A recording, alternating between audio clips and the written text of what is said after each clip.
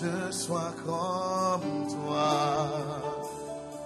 Chantons-le tous ensemble. Change mon cœur. Change mon cœur, Seigneur. Et purifie-moi.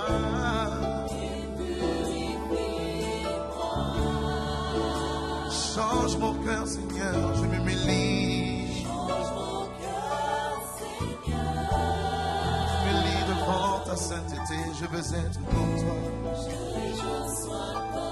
Change mon cœur, Seigneur. C'est ma prière en ce jour. Change mon cœur. Change mon cœur, Seigneur. Purifie-moi, sanctifie-moi et purifie-moi, Seigneur. Purifie-moi. Je t'en supplie, Père. Change mon cœur. Que je sois comme toi.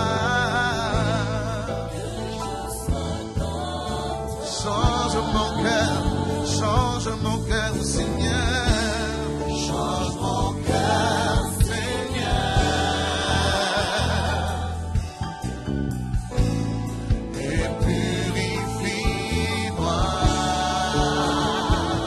Change mon cœur. C'est notre prière en ce jour, Seigneur. Exauce notre prière, nous t'en supplions. Je veux être comme toi, que je sois comme toi.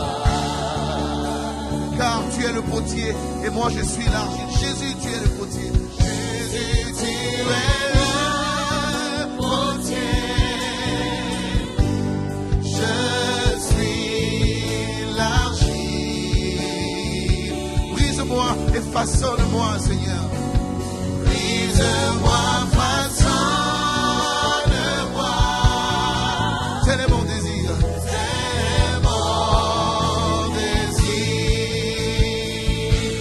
Change mon cœur. Change mon cœur. Change mon cœur. De jour en jour, je t'en supplie, Seigneur. Purifie-moi, Seigneur. Transforme-moi. Je devienne semblable à l'image de Christ. Que je sois comme toi. Jésus, tu es le potier. Jésus, tu es le potier. Jésus, tu es le potier. Je suis l'argile. Alors, brise-moi et façonne-moi.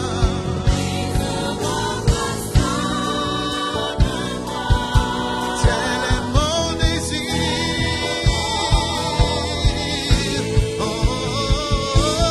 Change mon cœur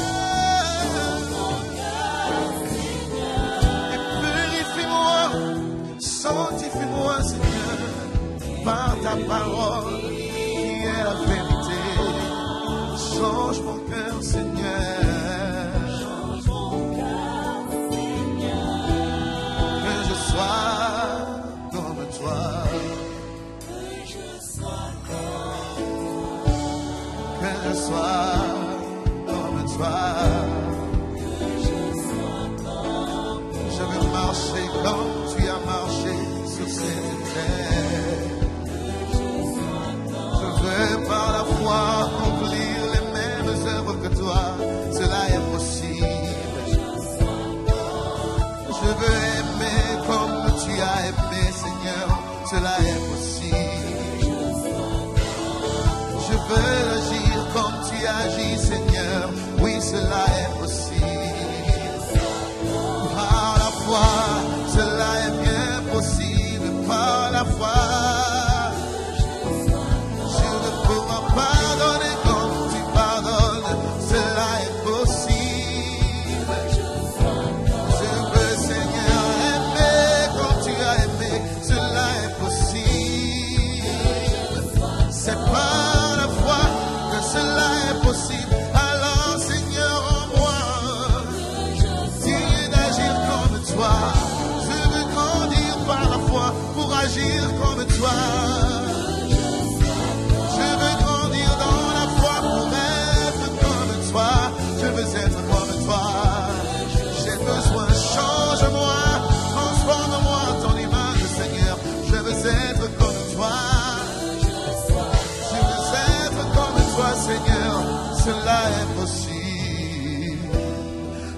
je sois comme toi.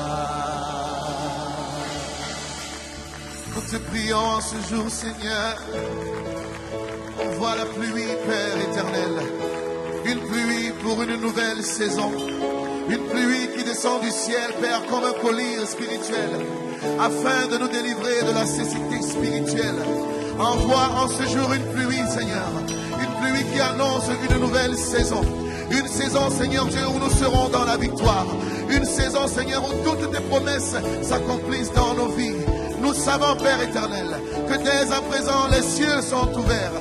Car tu as dit à Nathanaël, parce que je t'ai dit que je t'ai vu sous le figuier, tu as cru. Alors voici, tu verras les cieux ouverts et les anges monter et descendre sur le Fils de l'homme, Père. Et lorsque Étienne était au point d'être lapidé, il a levé les yeux vers les cieux et il a vu les cieux ouverts et le Fils de l'homme assis à la droite de Dieu. Et oui, Seigneur, cela est possible par la foi. Alors, Seigneur, endommage notre incrédulité, endommage notre ignorance. Fais-nous rentrer dans une nouvelle saison, Père, et que cette pluie descende de ton trône de grâce, Père, et qu'elle nous délivre des liens de la captivité, des liens de la servitude. Aide-nous, Père éternel, à voir comme tu vois, oh Dieu. Nous savons que cela est possible, mais cela n'est possible que par la foi. Si nous avons la foi, car la foi c'est croire et non seulement croire, c'est surtout obéir. Obéir à ta parole, obéir à tes promesses. Et ta parole déclare qu'il sera fait à chacun selon sa foi. Alors permets-nous, Seigneur, de saisir cet instant même pour manifester notre gratitude parce que nous croyons, Seigneur Dieu, que tu nous délivres. Au travers de cette pluie que nous invoquons de ton trône, Père éternel, tu brises les liens de la captivité. Tu restaures et tu guéris toute maladie, oh Dieu. Là où il y avait le désespoir, Père, tu nous donnes de l'espérance. Là où nous étions affaiblis, tu nous relèves et tu nous fortifies. Tu as ouvert les cieux. Et nous te prions, Père éternel, afin que tu nous donnes la foi pour pouvoir voir que les cieux sont ouverts. Les cieux sont ouverts. Et Christ est le seul chemin qui conduit jusqu'à toi, oh Dieu. Et nous croyons, Père, que cette pluie que nous invoquons dans nos vies, elle va nous transformer. Elle va nous délivrer. Ouvre les écluses des cieux. Que ta pluie tombe, que ta pluie tombe. Ouvre les écluses des cieux, que ta pluie tombe, que ta pluie tombe. Ouvre les écluses des cieux, nous voulons voir ta pluie ce jour. Que ta pluie tombe, qu'elle vienne et qu'elle nous délivre, qu'elle vienne et qu'elle nous sature de ta présence. Ouvre les écluses des cieux, comme un collier spirituel qui descend. Père, nettoie nos yeux et déchire le voile, Seigneur, qui nous tient encore dans une cécité spirituelle. Ouvre les écluses des cieux, qu'une pluie de restauration tombe.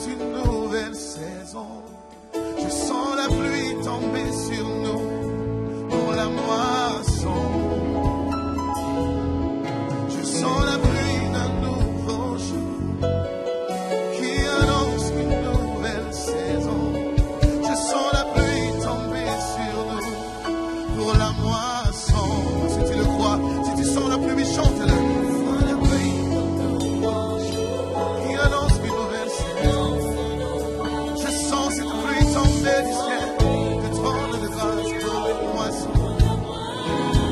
Je sens la pluie de nouveaux jours. Elle annonce une nouvelle saison. Elle annonce une saison de prospérité. Elle annonce une saison de grâce. Elle annonce une saison de percée. Je sens la pluie d'un nouveau jour qui annonce une nouvelle saison. Je sens la pluie tomber sur nous pour la moisson. Je sens la pluie d'un nouveau jour. Elle annonce une nouvelle saison. Je sens la pluie tomber sur nous pour la moisson. C'est le temps. C'est le temps de saisir ton miracle. C'est le temps que tes yeux s'ouvrent et que tu rentres dans cette nouvelle saison. Une saison où le Saint-Esprit se manifestera par des signes, par des miracles et par des prodiges. Voici venue la saison, la nouvelle saison, où les fils de Dieu se manifesteront et où les nations tout entières verront la gloire de Dieu établie sur toute la terre, comme l'eau couvre toute la mer. Voici venue la saison pour que les fils de Dieu se manifestent et que l'univers tout entier soit restauré. Voici venue la saison où nous expérimenterons des miracles, des signes et des prodiges par le Saint-Esprit, parce que tout est possible à celui qui croit. Et le Seigneur a dit, ceux-là qui croiront feront tout ce qu'il a accompli et des œuvres bien plus grandes qu'il en a accomplies.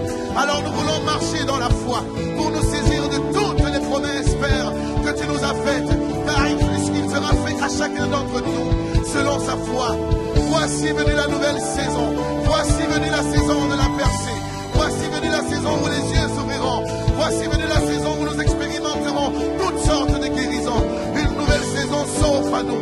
Une nouvelle saison dans laquelle nous entrons pour voir, Seigneur, de ta gloire remplir toute la terre.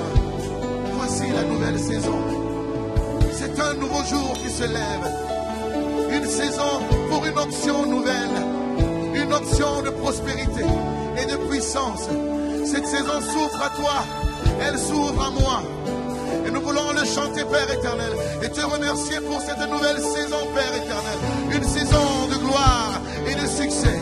C'est une nouvelle saison, chantons-le.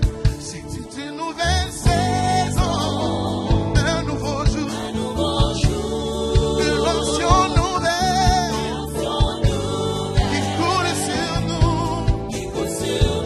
C'est une saison de puissance et de prospérité. C'est une nouvelle saison qui s'ouvre en nous. Encore une fois, chantons-le. C'est une nouvelle saison.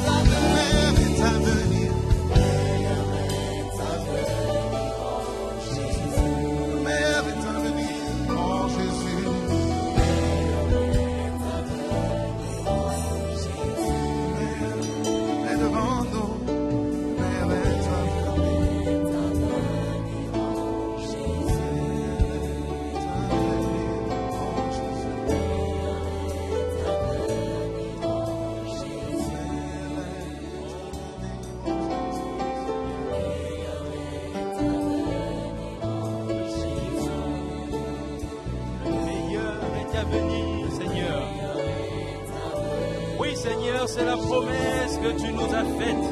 Le meilleur est à venir, Seigneur. Et ce matin, mon frère, ma sœur veut s'associer à moi pour te dire, Seigneur, oui, nous avons compris. Le meilleur est à venir. Nous voulons rester focalisés sur toi, Seigneur. C'est toi notre passion. C'est toi que nous voulons célébrer ce matin. Oui, Seigneur, nous sommes levés ce matin et nous nous sommes souvenus, Seigneur, que nous avons le souffle de vie, que tu nous as encore accordé la grâce d'avoir ce souffle de vie, de venir en ce lieu, Seigneur, par ta grâce, pour te célébrer, pour t'adorer d'un cœur sincère et te dire que le meilleur est à venir, Seigneur. Oui, nous avons compris tes promesses et nous voulons te le dire avec nos mots, avec sincérité. Oui, Seigneur, le meilleur est à venir. Oui, résolument, Seigneur, lorsque nous regardons en arrière, nous ne voulons pas être amnésiques, Seigneur. Nous savons d'où nous étions hier et nous voyons là où tu nous as amenés aujourd'hui. Et nous savons, Seigneur, que le meilleur reste à venir. Et nous voulons, Seigneur, te le dire ce matin. Nous voulons te le dire avec amour, avec passion, avec détermination, avec conviction, Seigneur. Oui, le meilleur est à venir, Seigneur. Oh, Seigneur, tu es notre passion, tu es notre vie, Seigneur. Et nous voulons te le dire avec un cœur, Seigneur, un cœur d'adorateur. Oui, Seigneur, mon frère, ma sœur a compris. C'est pour cela qu'il te manifeste, Seigneur, sa reconnaissance, sa gratitude, Seigneur. Parce que c'est toi qui as permis qu'il soit en ce lieu pour te célébrer, Seigneur. Le meilleur est à venir, Seigneur. Alléluia. Acclamons l'Éternel. Manifestons à notre Dieu que le meilleur est à venir.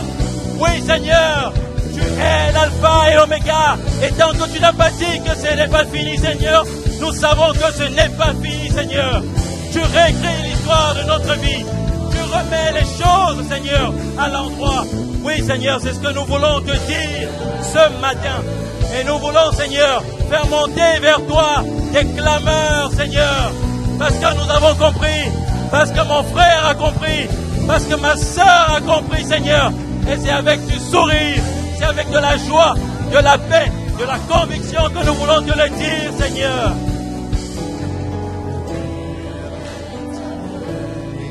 Oui, Seigneur, nous voulons faire monter vers toi des clameurs, Seigneur. Le meilleur est à venir, Seigneur. Et nous voulons te le dire à notre façon, par nos mots, par notre corps. Oui, Seigneur, nous ne voulons pas laisser les cailloux, laisser les instruments te célébrer. Nous voulons te célébrer avec notre être entier. Alléluia! Alléluia! Amen.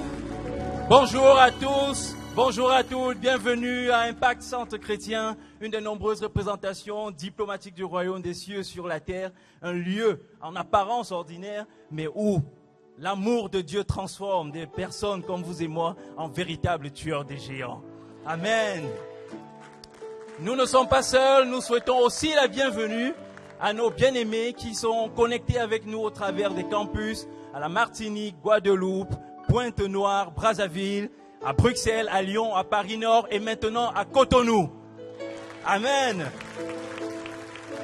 Nous saluons chaleureusement nos frères et sœurs qui sont connectés au travers des nouvelles technologies aux quatre extrémités de la terre. Gloire à Dieu. Avant de vous inviter à prendre place, je vous prie de bien vouloir souhaiter la bienvenue à l'excellence, la majesté qui est à votre gauche, à votre droite. Dites-lui qu'il est la bonne personne au bon endroit, au bon moment. Et que vous êtes heureux d'être à côté d'elle. Je vous prie de bien vouloir prendre place. Avant de passer au moment de nos dîmes et des offrandes, nous avons quelques annonces importantes. Je vous prie de bien vouloir prêter attention. Il y a dans ce lieu une femme de destinée qui a crié, qui a prié, qui a soupiré. et afin que Dieu élargisse sa tente, afin que Dieu étende sa main dans sa vie. Et nous avons la joie, le privilège de lui annoncer aujourd'hui cette exceptionnelle nouvelle. Impact Conférence des femmes est enfin là. Amen. Les femmes sont conviées à 4 jours de transformation, ici même à Boissy-Saint-Léger, dans la présence de Dieu. Le thème de cette conférence cette année, c'est « Il t'accorde la splendeur au lieu de la cendre ». Nous aurons la grâce, l'honneur, le privilège d'être enseignés pendant ces moments par des femmes d'exception, des mères pour nous, que nous connaissons très bien. Le pasteur Yeshimi Hashimolowo, le pasteur Funke Félix Adejumo, le pasteur Hortense Karambiri et nos autres, le pasteur Modestine Castanou et le pasteur Abi Castanou. Amen. Gloire à Dieu, nous sommes richement bénis. Alors cette conférence se tiendra du mercredi 10 au samedi 13 octobre. Alors du mercredi au vendredi, nous aurons chaque soir une session de 18h30 à 21h30. Et nous aurons une session spéciale samedi le 13 de 10h à 13h30. Et puis 2 sessions dans l'après-midi de 14h30 à 16h et de 17h à 20h. Si tu es une femme de destinée, dis à ton voisin, mon agenda est déjà à jour. Amen. Alors pour préparer ce moment de façon efficace, toutes les femmes sont invitées à la fin, par contre, du second culte, sont invitées ici à la salle de réunion au premier étage pour 30 minutes de prière pour consacrer ce moment à notre Seigneur. Amen. La deuxième annonce concerne toutes les personnes qui désirent racheter le temps. Des personnes qui souhaitent donner un coup d'accélérateur à leur destinée en Christ. Amen. À la demande générale, Impact École Biblique Internationale a le plaisir d'annoncer que toute personne désireuse de s'inscrire encore pour la rentrée 2012-2013 peut encore bénéficier des tarifs préférentiels jusqu'au 28 octobre. Mais ne traînez pas. Le premier cours pour la première année débute le 20 octobre. Et pour toutes les informations, veuillez vous rendre sur le site écolebiblique.com ou vous rendre sur le stand qui est prévu à l'extérieur de l'auditorium. La parole de Dieu déclare dans 2 Timothée 3, « Ne laisse personne te mépriser à cause de ton jeune âge. » Les jeunes d'Impact Centre Chrétien se sont saisis de cette parole. Et dans la même dynamique que les femmes, ils ont choisi de se retrouver dans la prière, des moments d'intensification, des moments d'adoration, de communion fraternelle. Voilà pourquoi nous sommes tous conviés à une retraite de jeûne le vendredi 26 et samedi 27 octobre 2012 à la base de loisirs Verneuil-sur-Seine. Un programme plein de surprises vous a été préparé et le thème est « Oint pour ma génération ». Vous savez, nous pouvons faire des choses importantes dans la vie au quotidien, mais si nous voulons véritablement impacter une génération, si nous voulons marquer des choses qui demeurent pour la vie éternellement, nous avons besoin d'être oints par Dieu. N'est-ce pas? Amen. Gloire à Dieu. Invitons toutes les personnes de notre entourage à venir à ce moment, à ce temps de retraite, de jeûne. Pour les inscriptions, nous vous prions d'écrire à jeûne@impactcentrechrétien.com. Nous sommes arrivés au moment solennel d'apporter nos dîmes et nos offrandes. Je vous prie de bien vouloir vous tenir debout pour ceux qui le peuvent. Et nous allons prier.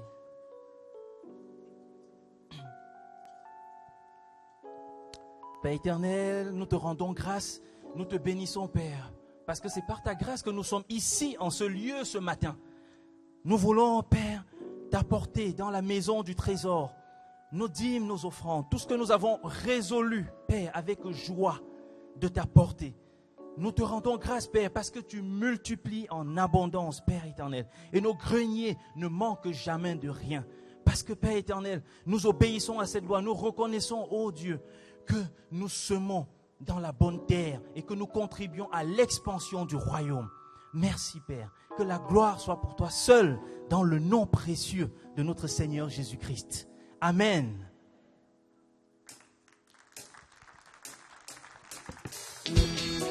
On peut l'acclamer plus fort, tout le monde. Parce que c'est le Dieu qui nous donne la victoire en toutes circonstances. Sa présence nous revêt de puissance.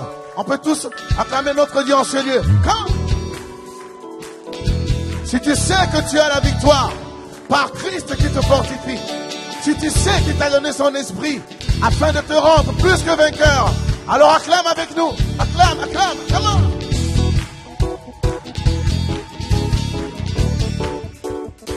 Disons merci à Dieu, car il nous fait toujours triompher en son nom. Merci à Dieu, et avec lui, nous sommes vainqueurs. Oh, merci à Dieu, car il nous fait toujours triompher en son nom. Merci à Dieu, nous avons la victoire, alléluia, alléluia, nous avons la victoire, par la puissance de ton nom, Jésus, alléluia, alléluia, celui qui nous fait triompher, toujours en son nom.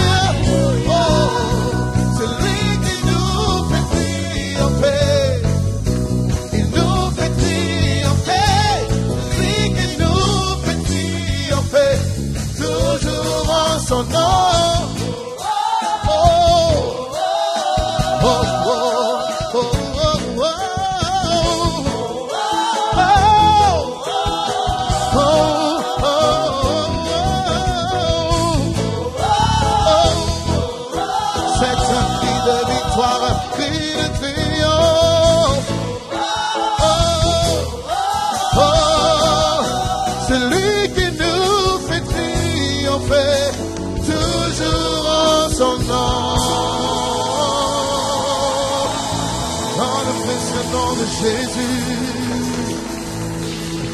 Il est le roi de gloire. Il est le roi.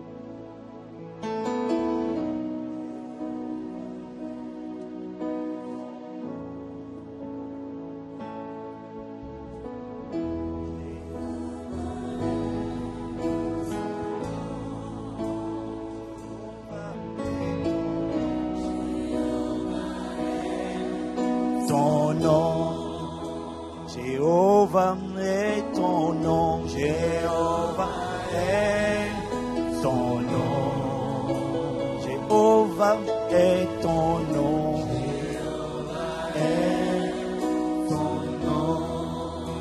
Jéhovah est ton nom,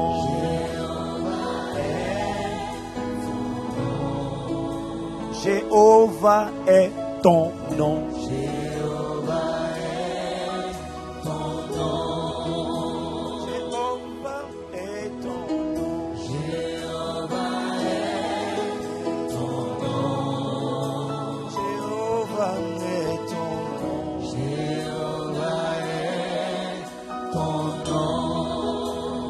Tendre Père est ton nom, tendre Père est ton nom, tendre Père est ton nom,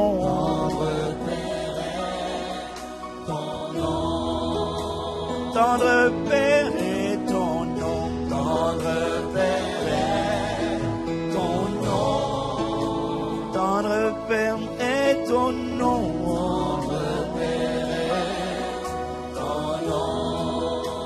Jésus-Christ est ton nom, Jésus-Christ est ton nom, Jésus-Christ est ton nom, j'ai dit Jésus-Christ est ton nom, Jésus-Christ est ton saint nom, Jésus-Christ est ton nom.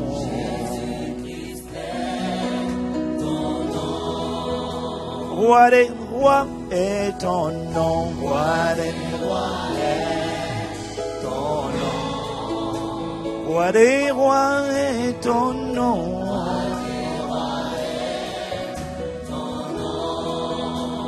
magnifique est ton nom, magnifique est ton nom, magnifique est ton nom.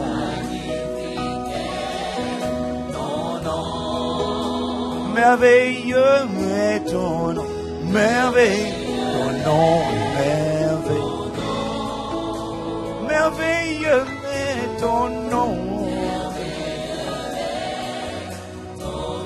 J'ai dit excellent est ton nom, excellent est, oh, excellent est ton nom.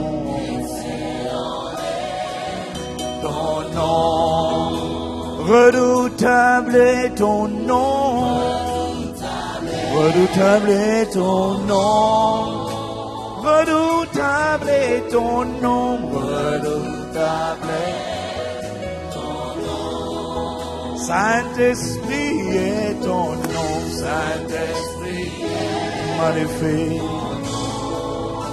Saint-Esprit est ton nom, Saint-Esprit est ton nom, Saint-Esprit est ton nom, Saint-Esprit est ton nom, Saint-Esprit est ton nom, puissant, puissant, puissant, puissant, puissant, magnifique. Redoutable, puissant, puissant, puissant, magnifique. Jésus-Christ, Jésus-Christ est puissant, puissant. Je dis tout puissant, puissant pour sauver, puissant pour guérir, pour vivifier, pour fortifier, pour briser les joues, pour ôter les fardeaux, pour guérir les cœurs brisés. Jésus-Christ est le nom du Tout-Puissant, puissant, excellent, glorieux. Jésus-Christ est du puissant, tu es tout puissant pour sauver, pour écrire la chronique d'une vie d'impact, d'une destinée excellente, magnifique, excellent. J'ai dit puissant, tu es tout puissant. Sauver.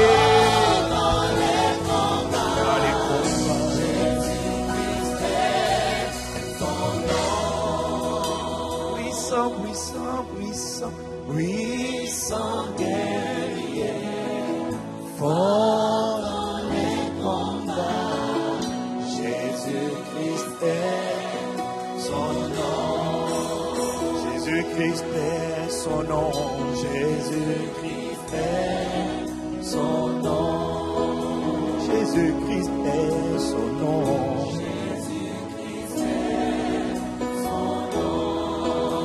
Jésus-Christ est son nom.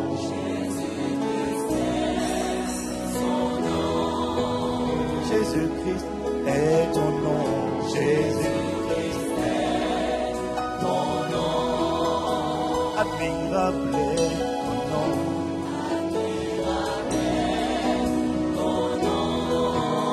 Excellent est ton nom.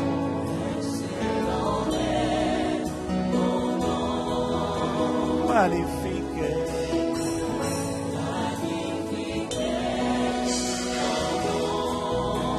Merveilleux.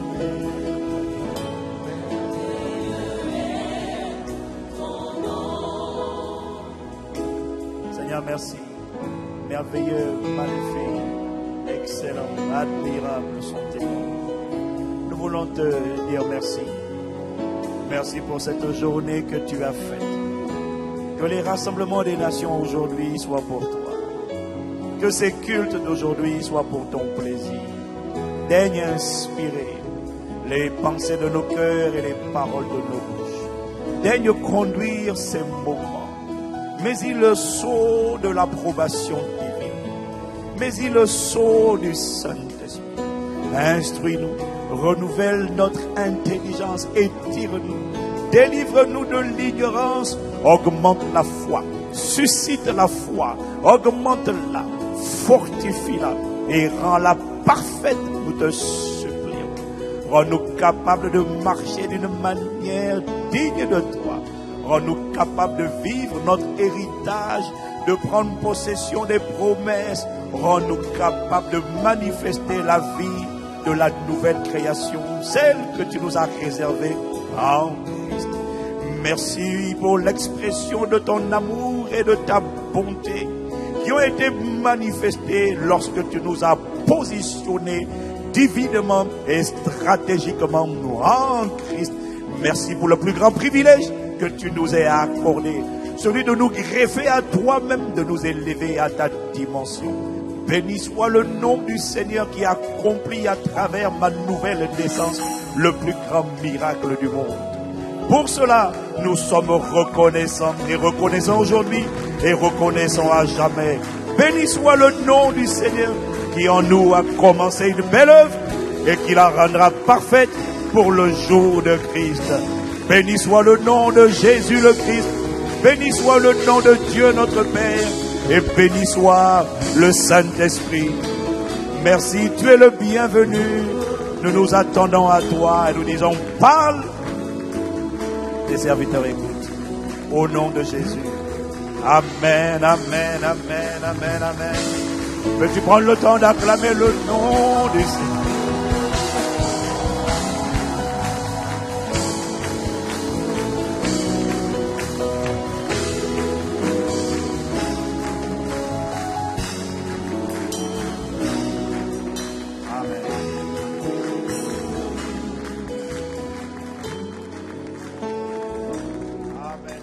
Gloire à Dieu et puis acclamer le Seigneur avec nous.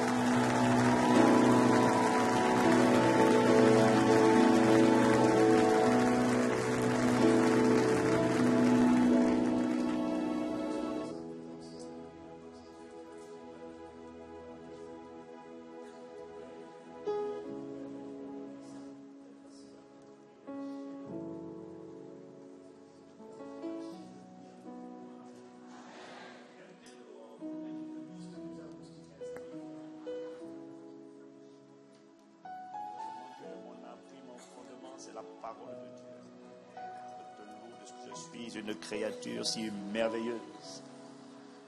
Et mon âme le reconnaît bien. Quand il disait ça, il ne parlait pas de ton corps physique. Il parlait de la corpulence et de la stature et de la splendeur de l'homme intérieur, qui est le véritable moi. Un jour, je quitterai cette tente, cette maison dans laquelle j'habite. Et là, c'est là que tu verras qui je suis véritablement et à quoi je ressemble. Et la Bible dit, tel il est, tel je suis. Waouh, je suis là, je suis l'image du plus magnifique, du plus beau de tous les fils des hommes. Waouh. Une fois quand tu t'arrêtes, tu médites sur les vérités, les réalités spirituelles, tu dis seulement waouh. Tu fais comme ça. Franchement, Jésus, tu es fort. Quelqu'un me dit gloire à Dieu. Après 10 jours passés à Abidjan, où je vous ramène des salutations du pasteur Mohamed et du corps de Christ, de la famille de Dieu en Côte d'Ivoire. Nous avons eu 10 jours là-bas, 10 jours d'épuisement, 10 jours de... C'était intense. Hein? Et Miss Univers Éternel a challengé les femmes là-bas. 750 femmes réunies dans une... C'était vraiment super. Elle a fait du très bon travail. Les gens ont dit non. Non, pasteur Ivan, ta femme, vraiment, c'est trop fort. J'ai dit, écoute, tu sais... En toute humilité, tu sais. Quand tu vois une femme qui brille comme ça, ça veut dire qu'il y a quelqu'un derrière. Si elle n'est pas mariée, c'est qu'elle a un père. Si elle est mariée, c'est qu'elle a un époux qui fait un travail formidable. Donc, tu vois, nous, on ne parle pas beaucoup. On ne parle pas beaucoup. Nous sommes efficaces en silence. Et j'en profite pour vraiment inviter, convier toutes les femmes à la conférence, à pas de conférence des femmes, qui va être un superbe moment, je suis convaincu. Donc, à partir de mercredi, amen, je sais que ça a été annoncé, mais j'invite aussi nous, les hommes, à être présents, pas dans la salle, mais dans les couloirs, dans le service, dans les bureaux. Venons faciliter le travail de ces femmes. Est-ce qu'un homme peut me dire amen? Voilà, donc nous serons là pour servir. Il y a 2 ans, j'ai servi et j'ai gaspillé une paire de chaussures parce que sous la pluie, j'ai fait le gentleman et mes chaussures se sont bousillées. D'ailleurs, femme, vous devez me rembourser mes chaussures. Vous devez ouvrir votre trésorerie pour me rembourser mes chaussures. Elles étaient précieuses.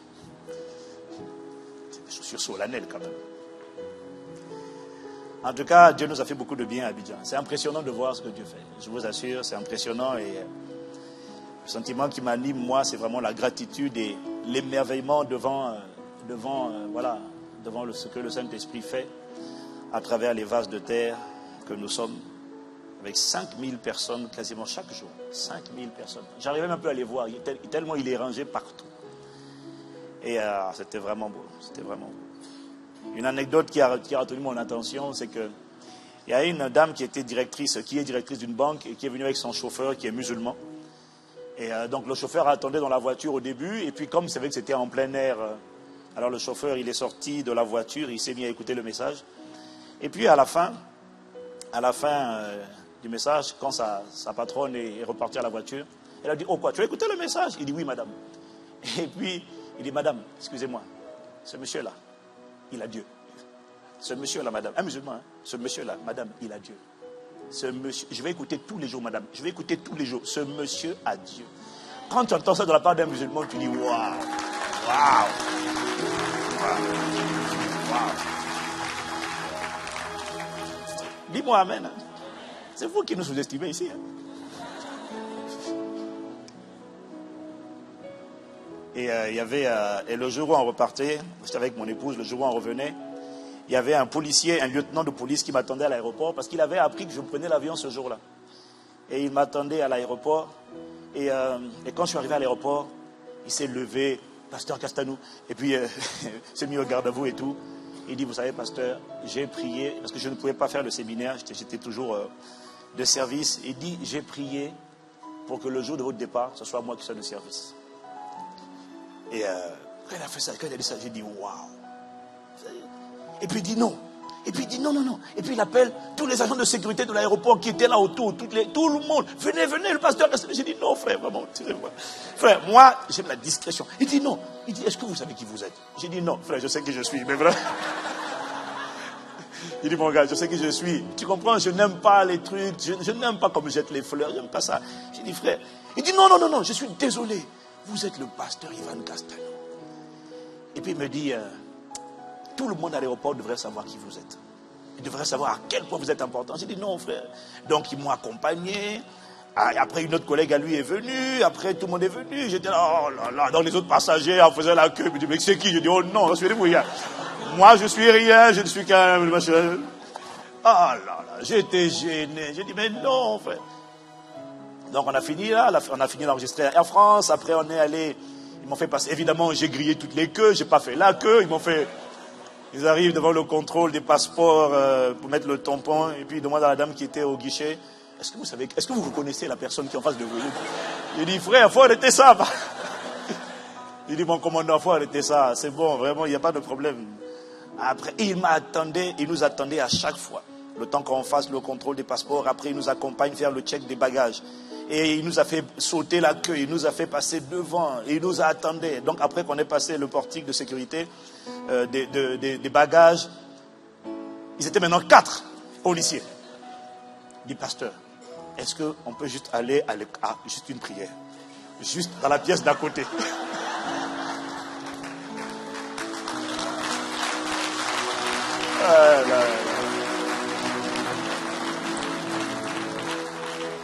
Et puis il me dit: vous savez, pasteur Ivan, c'est grâce à vous que j'ai passé le concours de police. Ce sont vos messages qui ont renouvelé mon intelligence, qui ont challengé ma manière de penser. Il me dit: je n'étais rien. Ce que je suis aujourd'hui là, c'est à cause de vos enseignements. Il dit: c'est pour ça que vous n'êtes pas... J'ai dit: non, frère, arrête. Donc on est parti dans la pièce d'à côté, avec 4 policiers, puis mon épouse et moi. Les gens étaient convaincus que c'était pour un contrôle, une fouille au corps. Et ils ne savaient pas qu'on était là-bas pour prier. Donc on a prié pour eux. Et puis, chose exceptionnelle, il a été tellement patient. Il dit: pasteur, juste une photo. J'ai dit: bon. En général, je dis non aux photos, mais là, on va y aller. Sinon, là, je ne sortirai pas d'ici, je ne vais pas prendre l'avion. On va y aller. Donc, voilà, on a pris les photos. Waouh! Je suis sorti de là. J'ai dit à mon époux, ma femme me dit, franchement, c'est fort. J'ai dit: ah. Et comme m'a fait remarquer quelqu'un, il me dit: quand je pense que tu ne cherches pas ça, tu ne désires pas ça, tu ne fais pas de publicité pour ça, tu ne mets pas ton nom en grand partout, tu ne mets pas des gros panneaux, tu ne fais pas des pubs avec ta tête. Non, il n'y a pas besoin de ça. Il y a juste besoin de chercher Dieu et puis tout le reste. D'ailleurs, ça franchement, si je pouvais m'en passer, je m'en passerais volontiers. Mais bon, voilà. Mais en tout cas, on a béni Dieu. Et puis à l'arrivée à Roissy encore, c'est un autre frère. Vous êtes passé à nous? Oh non! J'ai dit, oh non, pitié. Il dit, non, pitié mon gars, pitié. Excusez-moi pasteur, excusez-moi. Il prend son téléphone, il appelle à Montréal. Tu savais qui je suis? Je ne crois pas mes yeux. Tu savais qui je suis? J'ai dit, non frère. J'ai dit, frère, tu es avec un simple vase. Moi, je ne suis rien. Il faut arrêter vos histoires là. Moi, je ne suis qu'un instrument, frère. Il dit, moi, vous ne réalisez pas. J'ai dit, si, je réalise. Mais ça suffit. Waouh, quelqu'un me dit amen. En tout cas, maintenant, j'ai peur de sortir. Je dois sortir avec des casques, avec des casquettes, ou des cagoules. Mais, quand on voit ce que Dieu a fait et comment Dieu a impacté les vies, comment les gens étaient en larmes, des milliers de personnes en pleurs à cause de l'intensité de la présence du Saint-Esprit, je comprends que les gens soient reconnaissants. Amen. Voilà, c'est juste pour vous raconter ce que Dieu fait ailleurs. Parce que des fois, il s'essaie là, vous nous banalisez. Si tu me sous-estimes, j'appelle le policier en question. Je lui dis de venir te coffrer. Bon, dis-moi gloire à Dieu. Aujourd'hui, je voudrais jouer les prolongations. J'ai reçu des emails de gens qui m'ont supplié de ne pas arrêter le thème sur le plus grand secret de Dieu. Pasteur, c'est trop important, n'arrêtez pas tout de suite, continuez encore. Sous-entendu, pasteur, je reconnais que mes fondations là sont tellement bancales qu'il faut encore remettre les fondations en place. Et donc, le Saint-Esprit m'a convaincu de jouer les prolongations. J'avais dit que j'avais fini, mais je vais continuer. En fait, je vais continuer et surtout, je vais revenir sur ce que j'ai déjà dit. Je vais réexpliquer. Parce que chaque fois que j'entends le Saint-Esprit me dire, chaque fois que j'entends le Saint-Esprit me dire ce que je sais déjà, j'avoue que même quand il le dit à moi, ça me fait toujours du bien de réentendre ces choses-là, surtout quand c'est lui qui me le redit. Donc on va jouer les prolongations aujourd'hui. Amen. Donc, on va continuer sur le plus grand secret de Dieu. Il y a quelqu'un, Dieu a un grand secret. Alors, nous en sommes à la 4e session. Nous avons dit que le plus grand secret de Dieu, ce que Paul appelle le mystère de Dieu,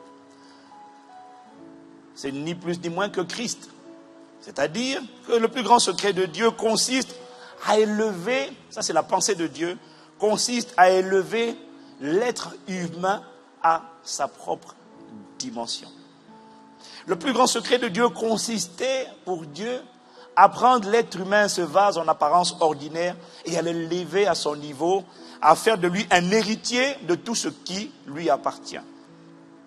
Ce secret consiste à amener l'être humain à être exactement comme lui, c'est-à-dire son image, et à fonctionner exactement comme lui, c'est-à-dire sa ressemblance. Et Paul nous a expliqué dans le livre de Éphésiens qu'on a lu le premier jour, dans la session numéro 1, Paul nous a expliqué, et tout est disponible sur Internet, bien évidemment, Paul nous a expliqué que Dieu dévoile, que Dieu expose et met en œuvre ce secret, en commençant d'abord par nous positionner en Christ. Et c'est ainsi, c'est en nous positionnant en Christ, que Dieu met en œuvre son plan, et c'est-à-dire son secret, et qu'il démontre en même temps l'immensité de son amour et de sa bonté. Nous avons démontré que Dieu a exposé et a démontré sa bonté et son amour, pas le jour où il t'est arrivé quelque chose de bon, mais le jour où il t'a positionné en Christ. Dis-moi encore amen. C'est important parce que même si nous disons dans nos phrases quotidiennes que Dieu est bon, et c'est normal de se souvenir et de rappeler et de confesser que Dieu est bon lorsqu'il nous arrive une bonne chose, ce n'est pas mauvais, ce n'est pas négatif, c'est même très bien. Mais il est important de toujours se rappeler, en ce qui nous concerne, que même quand toutes ces bonnes choses n'arrivent pas, Dieu est bon et son amour a déjà été manifesté. Donc, nous avons dit que si Dieu doit nous faire du bien, si Dieu doit te donner une nouvelle identité, s'il doit déverser sur toi toutes sortes de bénédictions, de grâces et de faveurs, si Dieu doit agréer tes prières, si Dieu doit prendre plaisir à te recevoir dans sa présence, il faut d'abord que Dieu te positionne en Christ. Ce n'est pas la fin de l'histoire, mais c'est par là que l'histoire commence, ou je dirais, c'est par là que l'histoire recommence avec Dieu. Est-ce que quelqu'un me suit? Et nous avons dit que c'est uniquement lorsque nous sommes positionnés en Christ que nous ne sommes plus séparés de Dieu, mais que nous sommes réconciliés. Car Christ nous a réconciliés avec Dieu. Donc, le mandat de Jésus-Christ est unique. La personne de Jésus-Christ est unique et ne peut être comparée à aucune autre personne. Dans les cieux, sur la terre et sous la terre. C'est uniquement lorsque nous sommes positionnés en Christ que nous sommes greffés. Grâce à la nouvelle naissance, lorsque nous sommes positionnés en Christ, nous sommes intégrés, greffés, attachés à la deuxième et à la dernière race humaine qui existera dans l'éternité, qui s'appelle la race de Christ. Nous avons dit également que ce positionnement en Christ nous élève à une position de régent ou de gouvernant de la terre. Dis-moi Amen. Dis avec moi, je suis un dirigeant. Oui, parce qu'il est le roi des rois et il est le Seigneur des seigneurs. Dis-moi encore Amen. Et c'est cette race de Christ, c'est la seule, il n'y en a pas d'autre. C'est tout ce qui sont en Christ. C'est un corps, nous avons dit, et nous appartenons en Christ au corps le plus prestigieux, le plus magnifique de tout l'univers. Nous sommes un corps d'élite, un corps d'individus qui gouvernera la terre au siècle des siècles. Et ce corps s'appelle la famille de Dieu. Et j'appartiens à cette famille. Et toi aussi, si tu es né de nouveau, c'est-à-dire si tu es en Christ. Dis-moi encore Amen. Nous avons dit, c'est uniquement en nous positionnant en Christ que Dieu peut nous garantir une protection permanente, une sécurité permanente. Tu veux la protection, tu veux que Dieu soit avec toi, commence par être en Christ. Tu veux que Dieu exauce tes prières, ou au moins au minimum, lorsque tu pries, t'accordes son attention. Le secret commence d'abord par être positionné en Christ, parce que si tu n'es pas positionné en Christ, Dieu n'est pas engagé par sa fidélité. Tu vas dépendre de sa miséricorde et tu seras comme un mendiant. Mais tu as la possibilité de ne pas être un mendiant. Si tu es en Christ, tu n'es plus un mendiant, tu es un enfant de Dieu. Et là, Dieu est obligé de t'accorder son attention. Quelqu'un me dit Amen. Nous avons dit que c'est uniquement lorsque nous sommes positionnés en Christ que nous sommes justifiés. Maintenant, je suis sûr que tu comprends. Si tu as compris maintenant la justification, lève la main. Non, j'ai dit ça il y a quelques semaines. Là, vraiment. Si tu as compris ce qu'est la justification, lève bien la main. Je sais pas, bon, c'est pas sous la menace quand même. C'était pas, parce que là, je sens que tu lèves la main sous la menace, tu vois. Je sens pas que c'est sincère. Hein? Bon, ok. Dis avec moi, je suis justifié. Dis avec moi, non coupable. Vrai, c'est important de comprendre que c'est à cause du sacrifice de l'agneau. Dieu ne regarde plus moi, il regarde Christ. Et quand il a créé Christ, à cause de son sacrifice parfait, alors sa justice m'a été imputée et toutes mes souillures et mes péchés lui ont été transférés. L'agneau de Dieu qui ôte le péché du monde. Désormais, tu peux lever la tête avec assurance, marcher la tête haute et savoir que je suis innocenté. Je ne suis plus coupable, même si c'était ma faute dans la vie. Beaucoup de choses se sont produites à cause de moi, c'est vrai. Je me sentais coupable. Dès que je suis en Christ, Christ a porté ma culpabilité et il m'a donné sa justice. Maintenant, je peux marcher libre de tout sentiment de culpabilité. Je ne suis pas fier de mon passé, mais je bénis Dieu de ce que mon passé a été effacé. Mon casier judiciaire a été remis à zéro. Chaque fois que tu me rappelles mon passé, Dieu ne sait pas de quoi tu parles. Moi non plus, je ne sais pas de quoi tu parles. Chaque fois que tu me dis, tu te rappelles quand tu as déconné là, je dis non, de quoi tu parles. À l'époque là, il y a quelques années, je dis, je ne sais pas de quoi tu parles. Mon dossier, va voir mon casier judiciaire, il est complètement vierge. Car l'acte dans les ordonnances nous condamnait et qui subsistait contre nous, la Bible dit qu'il a détruit, il a effacé. Dis-moi Amen. Faut pas te laisser dire, ah oui, non, mais c'est vrai, j'avais fait des avortements. Non, mon casier judiciaire a été, ah oui, mais c'est pas juste. C'est pas moi. C'est ce qu'on appelle une grâce divine. Dis-moi Amen. Quand tu comprends ces fondations, tu marches la tête haute. Et tu es simplement reconnaissant. Et tu n'as plus envie de jouer au yo-yo avec Dieu. tu n'as plus envie d'attrister, d'offenser le Saint-Esprit. Vu ce qu'il a fait pour toi et en toi, moi je ne comprends pas le cœur de l'homme. Il est trop compliqué. Le plus grand défi de Dieu, c'est la complexité du cœur de l'homme, qui la plupart du temps n'est pas sincère avec lui. Mais quelqu'un qui est sincère avec Dieu ira loin. Tu expérimenteras l'attouchement de Dieu, la présence de Dieu. Quand tu es sincère et que tu veux avancer, et que tu ne donnes pas d'excuses pour dire non, je suis trop faible, tu sais. Il y a même quelqu'un qui m'a envoyé un message sur Facebook. Hey, Marco, AP Marc, il est à Brazzaville. Non, j'ai du mal, je n'arrête pas de boire, je n'arrête pas vraiment, il faut m'aider. Le démon me fait boire. Je dis, frère, ce n'est pas le démon. Non, je suis sur Facebook. Vous savez, je lis tous mes messages sur Facebook. Je ne réponds pas à tous, mais quand je me sens inspiré, je réponds. Et lui, je lui ai répondu. Il dit non, frère, ton problème, ce n'est pas le démon. Ton problème, c'est que tu n'es pas déterminé. Et en plus, il m'avait envoyé un précédent email pour me dire où se trouve ICC à Brazzaville. Je lui ai répondu et il n'y est jamais allé. Et donc, je lui ai dit, frère, votre problème, ce n'est pas la détermination. Votre problème, ce n'est pas le démon. Votre problème, c'est que vous n'êtes pas déterminé. J'ai dit, sois sincère avec Dieu. Ce n'est pas un démon qui te force à boire. Le démon crée des pulsions, mais ce n'est pas ça le problème. Le problème, c'est que tu n'es pas déterminé à sortir de là. Après, il me répond, oui, c'est vrai que je suis pas déterminé. Est-ce que c'est possible pour ICC Brazza de m'envoyer quelqu'un à domicile pour me chercher? J'ai dit, mais il y a des gens vraiment... Vous voyez ce que je gère sur Facebook, hein? Quand je lis un truc comme ça, là, mes doigts tombent du clavier. Je n'ai plus la force de répondre aux mails. J'ai dit, bon, là, voilà quelqu'un qui n'a pas envie de changer. Ok, c'est une femme la parenthèse, vraiment. Ah, moi, ce que je lis des fois sur Internet, vraiment. Enfin, je remue la tête, je dis, hé, Seigneur, si c'était avec ça, si on avait marché avec Dieu avec ce cœur-là, mais aujourd'hui, on serait encore à des années de lumière, en arrière. Non, la clé, c'est un cœur sincère. Un cœur sincère et désiré de plaire à Dieu. Mais quand tu vois ce qu'il a fait, comment ne pas avoir envie juste de lui rendre? En retour, ce que tu peux lui offrir, ce n'est pas une offrande, c'est juste ta vie. Quelqu'un me dit Amen. Nous avons dit que c'est uniquement en Christ que tu peux être délivré de la tyrannie, de la domination du royaume des ténèbres. C'est-à-dire, c'est uniquement en Christ que tu peux être délivré de l'emprise du péché et également de l'emprise de la mort et de ses ravages.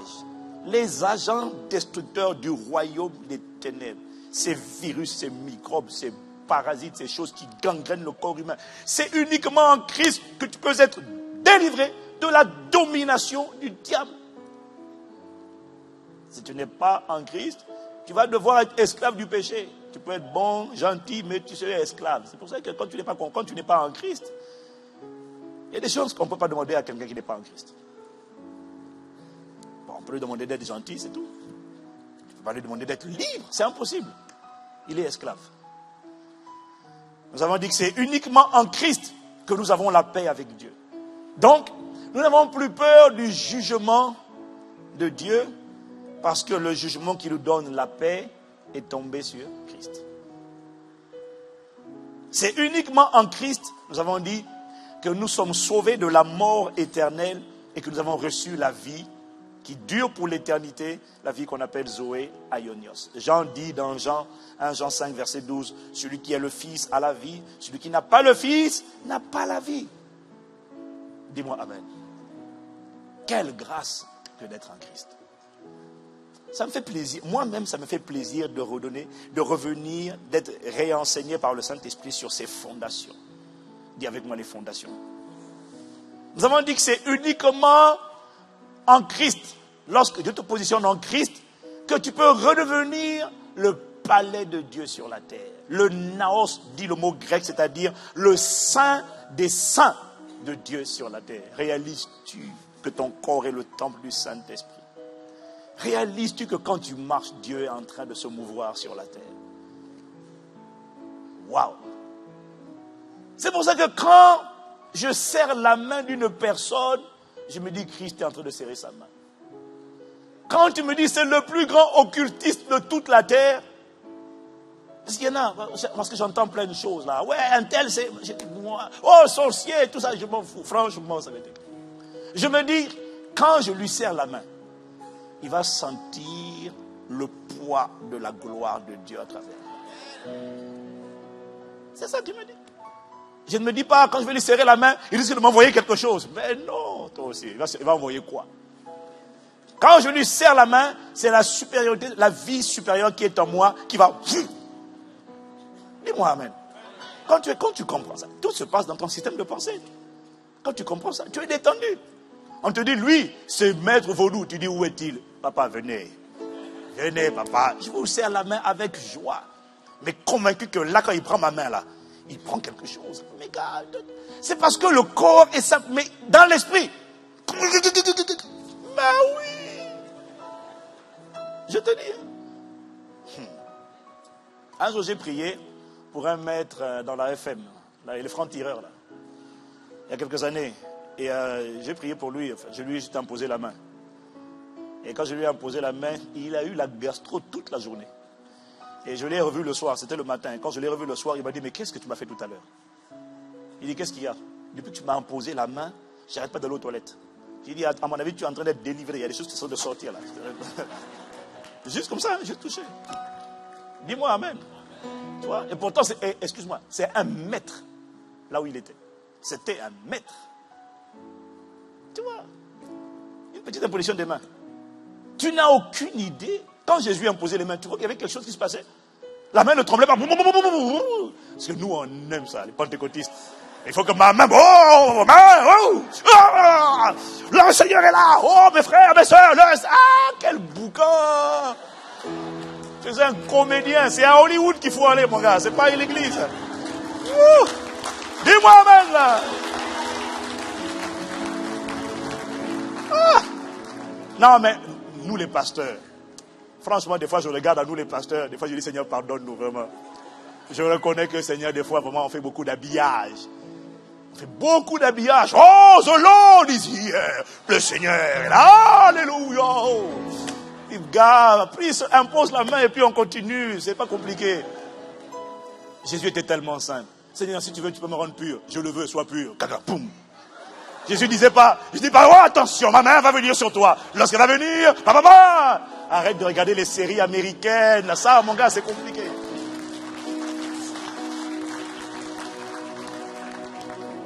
Je demande aux Américains de mettre ça en scène. C'est des spécialistes. Venez voir, Bishop, un tel, détruire les œuvres du diable, et puis mettre une musique, boum. Et toi, quand tu écoutes la musique, tu dis, oh, c'est la musique qui a fait ça, c'est pas la main. La musique t'a conditionné, tu vois, et donc on te touche. En tout cas, vraiment.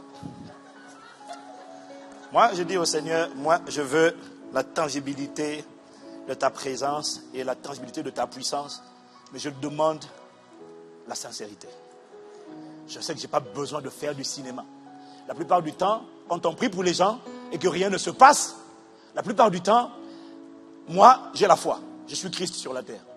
La question, quand je te touche, c'est est-ce que tu crois que tu reçois une décharge divine? Parce que c'est l'esprit qui reçoit. Des fois, tu vas ressentir quelque chose, mais des fois, tu ne ressens rien. Le problème, c'est quand tu commences à marcher par l'essence. C'est là où tu annules tout. C'est ce qu'on appelle marcher par la chair. Tu attends de sentir. Alors.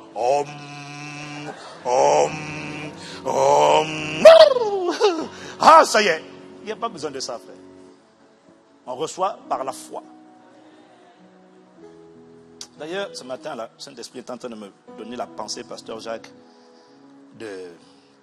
d'avoir des temps de prière, certains vendredis, je ne sais pas comment on va appeler ça là, mais où on va enseigner et puis on va prier. Parce que si on vient juste prier sans enseigner, les gens ne comprennent pas. Ils mettent tout sur la responsabilité du pasteur. Il y a des enseignements là sur lesquels il faut qu'on revienne.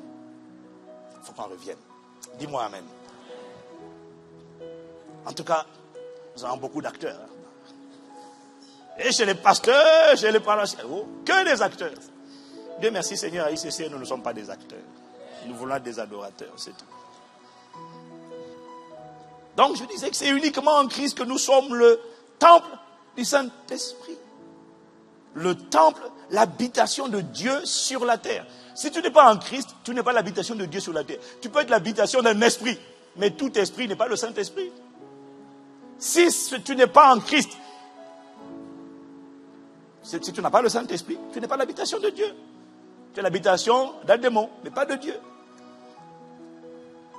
Et nous avons dit que c'est uniquement en Christ que Dieu a prononcé sur nous toutes sortes de bénédictions spirituelles. Éphésiens 1, verset 3, béni soit Dieu, le Père de notre Seigneur Jésus-Christ, qui nous a bénis de toutes sortes de bénédictions spirituelles dans les lieux célestes en Christ.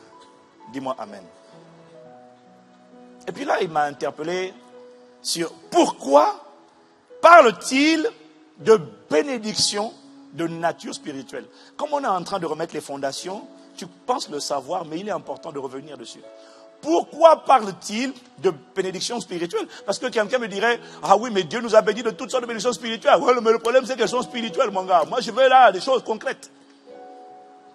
C'est parce que tu n'as pas compris que d'abord Dieu est esprit. Et qu'il s'intéresse d'abord en priorité à l'esprit. Parce que ton esprit, c'est le véritable toi. Dis-moi Amen. C'est ton esprit qu'il fallait sauver. C'est ton esprit que Jésus est venu racheter. C'est ton esprit que Jésus est venu purifier par son sang. Et c'est ton esprit qui a besoin d'être béni. C'est ton esprit. C'est pas ta vie terrestre d'abord. C'est d'abord ton esprit. Pourquoi ces bénédictions sont spirituelles? C'est parce que c'est l'homme intérieur qui est le vrai toi. L'homme extérieur sera détruit. 2 Corinthiens 4, verset 16, regarde ce qu'il dit. C'est pourquoi nous ne perdons pas courage. Et lors même que notre homme extérieur se détruit, notre homme intérieur se renouvelle de jour en jour. L'homme extérieur, c'est le corps. Il se détruit. Mais l'homme intérieur peut se renouveler de jour en jour. Quand tu regardes maintenant la télévision, de plus en plus de preuves avérées, de plus en plus de gens font l'expérience, je l'ai suivi récemment au journal de France 2, de plus en plus de gens font l'expérience d'arrêt cardiaque. Et je ne sais pas si vous avez regardé, je crois qu'il y a 4 semaines à peu près, 4-5 semaines, 3-4-5 semaines, c'est passé sur le journal de France 2. Et ils ont dit, que disent la science? Parce que toutes les personnes qui font des arrêts cardiaques, qui sont littéralement mortes et qui finissent par le biais de la réanimation, de revenir à la vie, toutes vous décrivent la même chose. Je me suis vu sortir de mon corps. Une force qui... J'entendais les gens parler. Je voulais leur dire que je vais bien. Je n'avais aucune douleur. J'allais parfaitement bien. J'étais à l'aise. Il y en a même qui disent, je ne voulais pas revenir dans ce corps. Je ne voulais même pas. Même des incroyants. Ce n'est pas des chrétiens, des incroyants. Je me dis, waouh, Dieu est en train de dire au monde, à travers les médias, que l'homme est un esprit. Et quand on demande aux scientifiques, que dites-vous? Ils disent, là, nous, on ne sait pas quoi dire. Mais ils vont dire quoi? Quelqu'un me dit amen. C'est la preuve, nous le savions déjà, mais les incroyants, les médias sont en train d'affirmer que l'homme est un esprit. C'est pour ça que je vous dis, le jour où je quitterai la terre, vraiment, bon, pleurez si vous voulez, mais vraiment, c'est pas, ne vous fatiguez pas beaucoup, quoi. Non, mais ne vous fatiguez, non, mais tu ne peux pas savoir, le fait de comprendre ça me libère de la peur de partir. Et quand tu me dis qu'un tel est parti, c'est plus mon problème. Mon problème, c'est juste parti où? Et je suis tellement reconnaissant d'être en Christ. Oh, je suis reconnaissant. Je suis reconnaissant. Ma plus grande fierté, elle est là. Christ est ma vie. C'est ma plus grande fierté, mon plus grand privilège. Quelqu'un me dit amen. Parce que, vous savez, nous ne réalisons pas. C'est pour ça qu'il faut revenir sur ces fondations. Elles ont l'air simples, mais importantes de rappeler ces choses. Nous ne réalisons pas que les réalités permanentes, durables, éternelles, sont toujours les réalités spirituelles. Je le dis différemment. Toute réalité ou toute substance qui ne prend pas appui, qui n'est pas d'abord établie, qui n'est pas assis dans le monde spirituel ou dans le monde invisible, toute chose, toute réalité, toute substance qui n'existe pas, qui ne commence pas, qui ne prend pas appui dans la sphère spirituelle ou invisible, n'est ni permanente, ni durable, ni éternelle. C'est une réalité, une substance, une chose n'est pas appuyée, établie dans le spirituel, alors cette chose n'est que temporelle, c'est-à-dire qu'elle ne dure que pour un temps, ou encore elle est passagère. Est-ce que quelqu'un me suit? Qu'est-ce que je suis en train de te dire? Je suis en train de te dire que tout ce qui est terrestre, même quand cette chose a de l'éclat, finit toujours par faner et par perdre son éclat. Tout ce qui est terrestre aujourd'hui sur la terre finit toujours par perdre son éclat. Tout. Et c'est ce que te dit. Ça veut dire que son état, l'état de ce qui est terrestre, n'est jamais permanent. Jamais. C'est ce que te dit Ésaïe dans Ésaïe 40, versets 6 à 8. Regarde ce qu'il dit. Il dit, toute créature est comme l'herbe, et sa beauté comme la fleur des champs. L'herbe sèche et la fleur tombe quand le vent de l'Éternel souffle dessus. Vraiment, le peuple est pareil à l'herbe. L'herbe sèche et la fleur finit toujours par tomber. Mais ce qui demeure éternellement, c'est la parole de notre Dieu. Ce qui a une valeur éternelle, permanente, durable, c'est la parole. Parce que la parole est invisible. Elle est esprit. Jésus a dit, mes paroles sont esprit et vie. Est-ce que quelqu'un me suit? Est-ce que quelqu'un me suit? Paul dit dans 2 Corinthiens 4, verset 18, il dit, ainsi, nous regardons non pas à ce qui est visible, mais à ce qui est invisible. Car les réalités visibles sont passagères et les invisibles sont éternelles. Ça veut dire que les choses véritables, les choses permanentes, les choses éternelles sont les choses invisibles. Est-ce que quelqu'un me suit? Car c'est de l'invisible, c'est du spirituel que tout commence, tout prend appui. Et dans la Bible, Dieu crée toujours dans l'invisible, ou le spirituel, avant de former dans le visible ou le naturel. Toujours. La Bible dit, dans Genèse 1 au verset 27, Dieu créa. Dis avec moi, il créa. Le mot hébreu ici de créa, il créa l'homme à son image. Le mot hébreu de créa, créer, c'est bara. Bara, ça veut dire tirer à partir du néant. Maintenant, dans Genèse 2, verset 7, ça c'est Genèse 1, verset 27. Dans Genèse 2, verset 7, il dit, l'Éternel Dieu forma. L'hébreu, c'est yatsar. Former, c'est mouler, façonner, forger à partir de la poussière, comme le fait un potier. Dieu crée d'abord dans l'invisible et il forme dans le naturel. Mais excusez-moi, l'homme fait pareil. Vous le savez très bien. Dis-moi amen. L'homme conçoit d'abord, il crée d'abord dans son intelligence et dans son imagination. Après ce qu'il a créé, il a créé l'iPhone, l'Apple, l'iPad, pardon. Il a créé tout ce qu'il a créé. Et puis après, il va dans le naturel et il prend à chaque fois des produits de la terre, des minerais, c'est-à-dire ce qui vient de la poussière, ce qui vient de la terre. Et après, il donne une forme à ce qu'il avait créé. Dis-moi amen. Dis-moi amen encore. Donc quel est mon point? Mon point, il est simple. C'est que Dieu doit d'abord établir la chose dans le monde spirituel.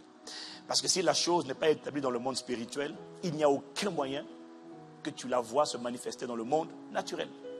Si tu n'es pas délivré de l'emprise du péché dans le monde spirituel, tu ne seras jamais délivré du péché dans le monde naturel. C'est pour ça qu'un Adam ne peut pas être délivré du péché. Mais un Christ peut. Pourquoi? Parce que spirituellement, il a déjà été libéré. Il faut juste que son intelligence soit renouvelée et qu'il coopère avec le Saint-Esprit, qu'il marche dans l'Esprit pour le vivre dans le domaine naturel. Mais lui, il peut. Pourquoi? Parce que c'est fait dans le monde spirituel. Dis-moi amen. Si tu n'es pas béni de toutes sortes de bénédictions spirituelles dans les lieux célestes, tu ne peux pas expérimenter toutes sortes de bénédictions dans la sphère naturelle. C'est impossible. Tu ne peux expérimenter que les 3 bénédictions d'Adam. Soyez féconds, multipliez-vous et puis remplissez. C'est tout. Tu ne peux pas expérimenter toutes sortes de bénédictions. Quelqu'un me dit amen. Est-ce que vous comprenez ce que je suis en train de dire? Voilà pourquoi l'héritage que Dieu nous a réservé en Christ est un héritage spirituel. En fait, c'est marrant parce que je savais déjà ça. Mais quand il me l'a expliqué, c'est comme si je ne le savais pas en fait. Donc quand il m'explique ça, je dis, tu vois, je savais, mais là je comprends beaucoup mieux pourquoi il faut que ce soit spirituel. Est-ce que quelqu'un me suit? Voilà pourquoi l'héritage devait être spirituel. Parce que s'il n'est pas spirituel, il est passager et il est éphémère. Mais s'il est spirituel, il est permanent. Alors la réalité, c'est simple. C'est que tout le monde ne parvient pas à manifester, à posséder son héritage. La réalité, c'est que tous les enfants héritiers n'héritent pas forcément. Dis-moi amen. Est-ce que tu es d'accord avec moi? Si tu es d'accord, dis un bon amen. Voilà pourquoi il fallait que ce soit d'abord spirituel. Maintenant, dans les faits, tous les enfants héritiers n'héritent pas. Mais au moins, ils sont héritiers. Dis-moi amen. Mais peut-être que, écoute-moi, sur la terre, là, mon héritage, notre héritage, il est en Christ. Dieu n'a mis aucun héritage en Adam. Adam a tout perdu quand il a déclaré son indépendance. C'est pour ça qu'il faut être en Christ. Bon, la réalité c'est quoi? Que tu prennes possession de ton héritage ou pas, tu es quand même héritier. Et ça, c'est une excellente nouvelle. Parce que même si tu ne manifestes pas de ton vivant sur la terre, il n'empêche que dans le monde à venir, tu le manifesteras quand même. Pourquoi? Parce que c'est établi dans la sphère spirituelle. Même si tu ne parviens pas à commencer à régner dès maintenant dans cette vie, parce que c'est ton héritage, dis-moi amen. Dis-moi amen. Mais même si tu ne règnes pas, tu ne brilles pas, tu n'impactes pas dans cette vie, il n'empêche qu'un jour viendra où la Bible dit nous serons transformés à son image. Lorsque nous serons unis à lui, même si tu ne domines pas sur le péché, il faut dominer au nom de Jésus. Dis amen. Mais même si tu ne triomphes pas du péché, même si tu ne triomphes pas de la chair, même si tu ne triomphes pas du monde, le jour viendra où l'incorruptibilité aura été, la version 1 Corinthiens 15 dit ceci, lorsque le corps corruptible aura revêtu l'incorruptibilité et que ce corps mortel aura revêtu l'immortalité, alors s'accomplira cette parole de l'Écriture, la mort a été engloutie dans la victoire. Mort, où est ton aiguillon? Enfer, où est ta victoire?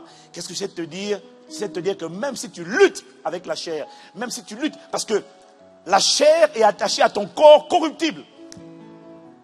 Même si tu luttes aujourd'hui et que tu ne triomphes pas, tant que tu restes en Christ, le temps où auront lieu les noces de l'agneau, lorsque nous serons complètement unis à lui, nous sommes déjà unis en esprit, mais le temps vient dans le monde à venir où nous serons complètement unis définitivement avec lui. Là, tu n'auras plus de faiblesse parce que c'est Christ qui va te posséder. Fini le péché, fini la domination. Si Dieu n'avait pas établi ça dans le monde spirituel, tu n'aurais aucune possibilité de le vivre même après la mort.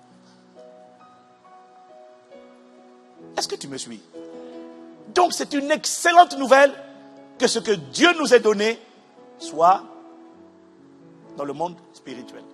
Parce que c'est là que c'est permanent, que c'est durable et que c'est éternel. Et même si tu ne le vis pas là, sur la terre, tu le vivras avec certitude dans l'éternité. Donc en te positionnant en Christ, Dieu t'a assuré un futur éternel.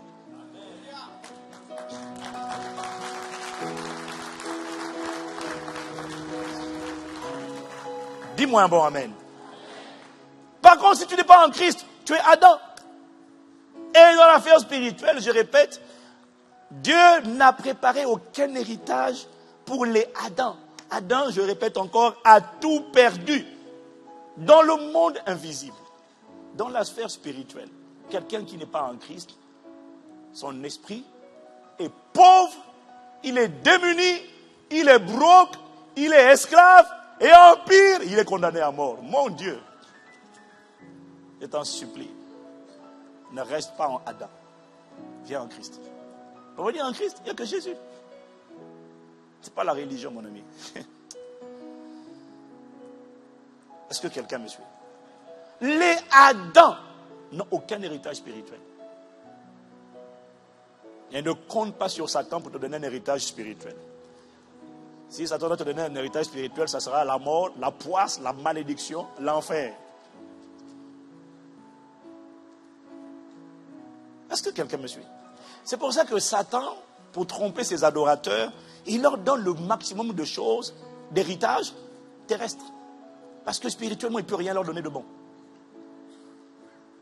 Mais dans le monde naturel, physique, Satan donne à ceux qui l'adorent beaucoup de choses matérielles. Ce n'est pas nouveau, hein. Il a proposé ça, il a commencé avec Jésus déjà. Il voulait proposer ça à Jésus. Luc chapitre 4, versets 5 à 7. Le diable l'emmena plus haut sur une haute montagne et lui montra en un instant tous les royaumes de la terre. Il faut bien souligner, de la terre. Il lui a montré les États, il lui a montré les différents pays. Et puis il dit, je te donnerai cette puissance et la gloire de ces royaumes terrestres, car elle m'a été donnée. Par qui? Par Adam, notre ancêtre. Et je la donne à qui je veux. Si donc tu te prosternes devant moi, elle sera toute à toi. Mais c'est ce que font les adorateurs du diable. Beaucoup sont dans des groupes ésotériques, beaucoup sont dans des trucs compliqués, parce que ça leur permet, parce qu'ils arrivent à avoir des richesses matérielles. Est-ce que vous me suivez? Mais l'homme là, que tu vois milliardaire, il bouffe l'argent du pays, c'est vrai. Mais son homme intérieur, son esprit est démuni, pauvre, fauché, broc. Voilà pourquoi il se console dans des choses passagères et éphémères. Oh, je suis reconnaissant de ce que mon héritage à moi est spirituel. Si sur la terre je ne suis pas milliardaire, ce n'est pas mon problème. Tant que j'en ai suffisamment pour prendre soin de moi et de l'œuvre de Dieu, tant qu'on arrive à faire avancer le royaume, c'est très bon. Je crois en l'abondance. Mais je bénis Dieu de ce que j'ai dans le monde spirituel est plus important que tout ce que je pourrais avoir dans le monde naturel. Oh, je suis reconnaissant. Tu vois, c'est pour ça que les fondations sont importantes. Parce que quand tu n'as pas les fondations, tu vois les milliardaires, c'est des francs-tireurs, c'est des roses bonbons. Et tu dis pourquoi? Tu dis non, mon gars, profitez-en, vous, ça durera juste quelques temps. Mon héritage à moi, il commence maintenant et il prend appui sur le spirituel. Vous, dans le spirituel, il n'y a rien. Vous êtes broke. Repentez-vous. C'est pour ça que c'est pour t'éviter le dénuement total que Paul dit, nous vous supplions au nom de Christ, soyez réconciliés avec Dieu. Nous vous supplions, 2 Corinthiens 5, verset 20, nous vous en supplions, soyez réconciliés avec Dieu. Ne soyez pas broke dans l'éternité, les gars. Dis-moi amen. Par contre, ton positionnement en Christ te confère automatiquement un héritage. La Bible dit dans Romains 8, verset 17. Or, si nous sommes enfants, nous sommes aussi héritiers. Héritiers de Dieu et co-héritiers de Christ. Si toutefois nous souffrons avec lui afin de prendre aussi part à sa gloire. Dis-moi amen. Dis avec moi, je suis héritier. Est-ce que tu es conscient de ce que tu es un héritier? Alors quand tu marches, on dirait quelqu'un de déshérité. Hein? Mais je suis un héritier. Oh. Vous savez, la parole ne fait pas le même effet sur nous. Hein. Elle ne fait pas le même effet sur nous tous. Parce qu'il y en a, ils sont enthousiastes quand ils disent, tu vois, tu es héritier. Éphésiens 1, verset 11. En lui, nous sommes aussi devenus héritiers. Ça ne t'excite pas parce que toi, tu n'as pas compris ce que j'ai compris, on dirait, sur l'héritage. Et avec moi, j'ai un héritage. Le mot héritage parle d'un ensemble de grâces, de bénédictions, de privilèges, de droits, de positions qui sont réservés à ton nom. Le mot héritage parle d'un testament qui contient plusieurs lignes, mais où ton nom est déjà écrit.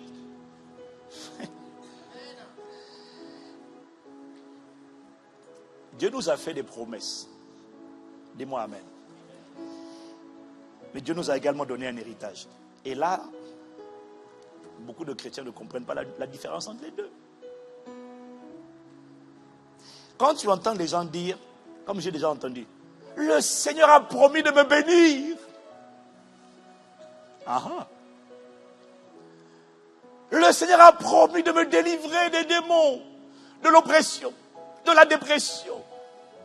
Le Seigneur a promis de me délivrer. Je souris, je dis, ah bon? Ah, il y a même une personne qui a fait mieux.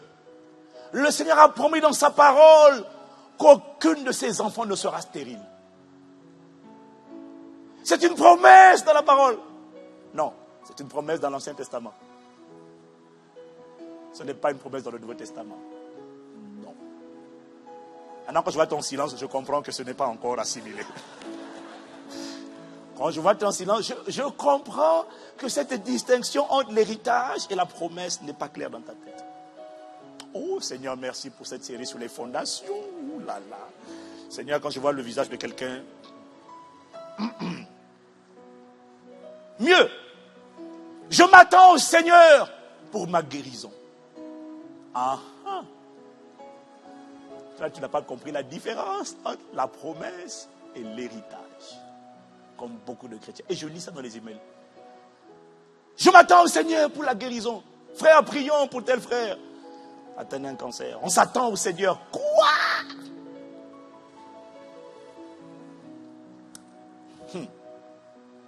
Parce que le danger, quand tu n'as pas assimilé la nuance, la différence entre l'héritage et la promesse, c'est que tu risques de réclamer à Dieu des choses qui t'ont déjà été attribuées, sur lesquelles ton nom figure déjà. Seigneur, donne-moi. Il dit, mais ton nom est déjà dessus. Et avec moi, j'ai un héritage. La promesse parle de quelque chose qui t'a été promis, mais dont la possession est assortie de conditions. Et si celui qui a fait la promesse est fidèle, alors il te suffit de remplir les conditions pour prendre possession de la promesse. Est-ce que quelqu'un me suit? Bon, si tu me suis, dis Amen. Dieu a fait des promesses. Alors note, parce que j'en ai plusieurs à te donner, des exemples. Est-ce qu'on mélange tout? Ce qui n'est pas promesse, on dit c'est promesse. Ce qui est promesse, on dit que c'est pas... Oh là là. Fondation, vive. Moi la fondation, vive. Creuse, creuse, Seigneur. Acte 2, verset 21. Alors quiconque invoquera le nom du Seigneur sera sauvé. C'est une promesse. Dis-moi Amen. Acte 16, verset 31. Paul et Silas répondirent, crois au Seigneur Jésus et tu seras sauvé, toi et ta famille. Promesse. Jean 11, verset 40. Jésus lui dit, ne t'ai-je pas dit que si tu crois, tu verras la gloire de Dieu. Tu verras. Promesse. Dis avec moi, promesse. Romains 10, verset 9. Romains 10, verset 9. Si tu confesses de ta bouche le Seigneur Jésus, et si tu crois dans ton cœur que Dieu l'a ressuscité des morts, tu seras sauvé. Matthieu 18, verset 19. Je vous dis encore que si deux d'entre vous s'accordent sur la terre pour demander une chose quelconque, elle leur sera accordée par mon Père qui est dans les cieux. Promesse. Marc 11, verset 26. Mais si vous ne pardonnez pas, votre Père qui est dans les cieux ne vous pardonnera pas non plus vos offenses. Promesse. Marc 11, verset 23. Je vous le dis en vérité. Si quelqu'un dit à cette montagne, ôte-toi de là, jette-toi dans la mer. S'il ne doute pas en son cœur, mais croit que ce qui lui arrive, il le verra s'accomplir. Promesse. Jérémie 29, verset 13. Vous me chercherez et vous me trouverez si vous me cherchez de tout votre cœur. Promesse. Luc 11, verset 9. Et moi je vous dis, demandez et l'on vous donnera. Cherchez et vous trouverez. Frappez et l'on vous ouvrira. Promesse. Dis avec moi, promesse. Promesse. Il te promet. Demande. La version littérale, bien traduite par parole vivante, dit demande. Continue de demander. Cherche. Continue de chercher. Frappe. Continue de frapper. N'arrête pas. Et la porte s'ouvrira. C'est une promesse. Une promesse est souvent, pas toujours, souvent assortie d'un petit mot appelé si. S-I. Pas toujours. Mais pour voir la manifestation d'une promesse, la condition requise, c'est la foi et la persévérance. Hébreux 6, verset 12. Voilà ce qu'il dit, en sorte que vous ne vous relâchiez point et que vous imitiez ceux qui par la foi et la persévérance héritent ou prennent possession des promesses. Dis-moi amen. Dis-moi amen. Jésus a dit, ça là, tout ce que je viens de vous lire là, ce sont des promesses. Dieu nous a donné des promesses. Et il faut prendre, hériter les promesses. Et pour ça, qu'est-ce qu'il dit? Il faut la foi, il faut la persévérance. Ne lâche pas. Il faut la ténacité. Il faut la persistance. Ah, mon gars, si tu veux trouver le Saint-Esprit est ton plus grand besoin. Ça, tu l'as découvert. Mais pour trouver le Saint-Esprit, il n'a pas dit demander seulement. Non, il dit demande, continue de demander. Cherche, continue de chercher. Paye le prix. Frappe, continue de frapper. Insiste, insiste, insiste, insiste. Pour voir l'accomplissement d'une promesse, il faut prier. Rappeler à Dieu sa fidélité. Pour voir l'accomplissement, la manifestation d'une promesse, il faut rappeler à Dieu sa fidélité. C'est-à-dire, Seigneur, tu as dit dans ta parole. Seigneur, tu as promis. Seigneur, tu as garanti. Seigneur, tu m'as dit dans ta parole. Crois au Seigneur Jésus. Tu seras sauvé, toi et ta famille. Seigneur, souviens-toi. Seigneur, rappelle-toi ta fidélité. Souviens-toi de ton alliance. Étends ta main. Déploie ta puissance. Et c'est important de prier comme ça.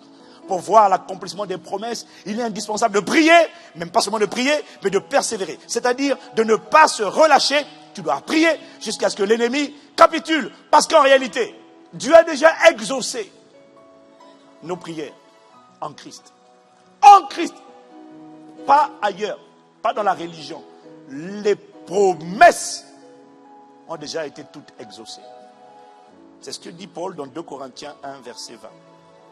En effet, pour toutes les promesses de Dieu, en parlant de Christ, c'est en lui se trouve le oui. Dieu a dit oui. Et c'est donc aussi par lui que nous disons Amen. Dis Amen maintenant. Mais il a dit il faut dire Amen. Dis Amen.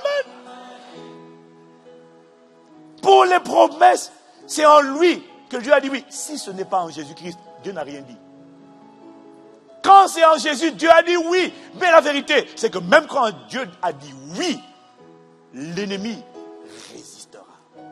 Même quand il sait que Dieu a dit oui, il résistera. Comme il a résisté au temps de Daniel, il résiste encore aujourd'hui. C'est pour ça que Jésus nous a adressé la parabole de Luc chapitre 18. On ne va pas lire. Luc chapitre 18, verset 1 à 8.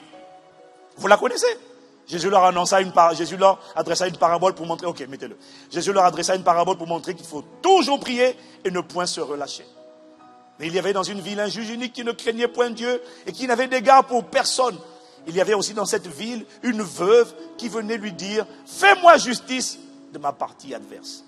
Pendant longtemps, verset 4, il refusa. Mais ensuite, ça c'est une parabole, dis avec moi parabole. Dis parabole. Je ne t'entends pas. Par le mot parabole, Jésus explique des choses profondes qui existent, rappelle-toi toujours, avant la fondation du monde. Quand tu vois le mot parabole, Jésus va te dire quelque chose de très profond, une vérité profonde établie avant la fondation du monde. Ici, par cette parabole, Jésus nous explique quelque chose de profond. Pendant longtemps, il refusa. Mais ensuite, il dit en lui-même, quoique je ne craigne point Dieu et que je n'ai d'égard pour personne. Oh, j'ai sauté un verset. Quoique je ne craigne point Dieu et que je n'ai d'égard pour personne, mettez-moi ici, néanmoins, parce que cette veuve m'importune, je lui ferai justice afin qu'elle ne vienne pas sans cesse me rompre la tête.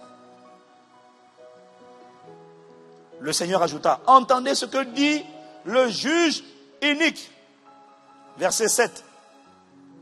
Et Dieu ne fera-t-il pas justice à ses élus qui crient à lui nuit et jour et tardera-t-il à leur égard? Je vous le dis, il leur fera promptement justice. Mais quand le Fils de l'homme viendra, trouvera-t-il la foi sur la terre?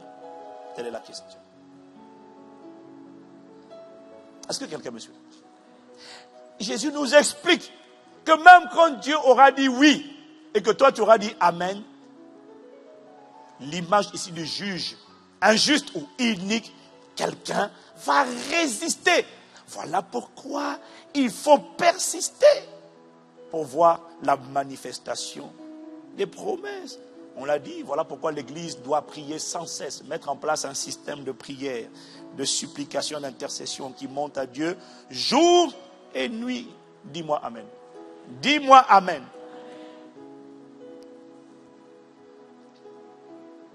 Ça, c'est la stratégie pour prendre possession des promesses.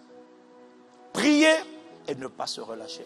Seigneur, tu as dit dans ta parole. Seigneur, rappelle-toi de ta fidélité. Tu as dit dans ta parole. Je sais que tu as déjà dit oui.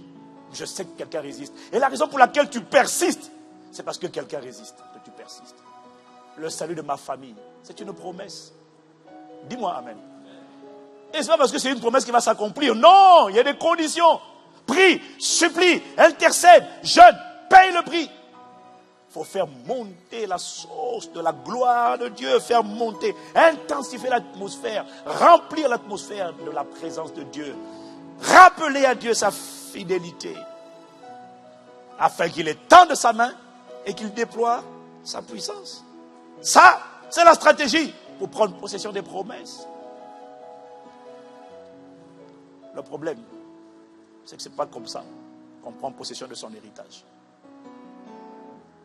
Et quand on entend quelqu'un qui dit « Seigneur, je m'attends pour la guérison », Dieu dit alors non, là ce n'est pas une promesse. « Seigneur, je m'attends à toi. Pourquoi encore? Qu'est-ce que tu veux? Seigneur, je m'attends à toi. Oh Seigneur, les démons, il faut les chasser, Seigneur. Aie compassion de moi, aie pitié de moi. Dans cette maladie, aie pitié de moi. Tu as promis de me guérir. » Il dit ah non. J'ai promis ça à Israël, dans l'Ancien Testament. Pour toi, il y a autre chose. La semaine prochaine, non, la semaine d'après. Je vais t'expliquer la différence entre la promesse et l'héritage. Il y a des choses qui sont un héritage. On ne dit plus à Dieu, tu as promis dans ta parole. Qu'est-ce qu'on dit? Next. Pour la prochaine fois. Quand tu n'as pas discerné la différence, tu pries des prières inutiles. Où Dieu dit, mais la chose est à ton nom.